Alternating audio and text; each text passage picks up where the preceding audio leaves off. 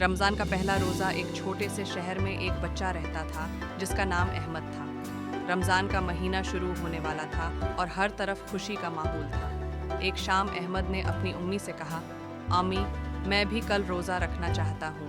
امی مسکرائیں اور بولیں، بیٹا روزہ رکھنا اچھی بات ہے لیکن تم ابھی چھوٹے ہو۔ احمد نے خوشی سے کہا، میں کوشش کرنا چاہتا ہوں۔ سحری کا وقت، اگلی صبح بہت جلد احمد اٹھ گیا۔ امی نے سحری میں اسے دودھ، روٹی اور کھجور دی۔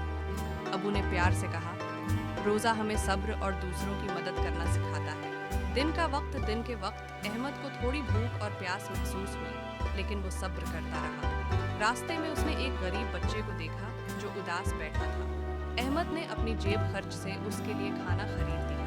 افطار کا وقت شام کو جب اذان ہوئی تو سب گھر والے افطار کے لیے بیٹھ گئے۔ احمد نے کھجور کھا کر روزہ کھولا۔ امی ابو بہت خوش ہوئے۔ ابو نے کہا، احمد تم نے صرف روزہ ہی نہیں رکھا بلکہ نیکی بھی کی۔ یہی رمضان کی اصل خوبصورتی ہے۔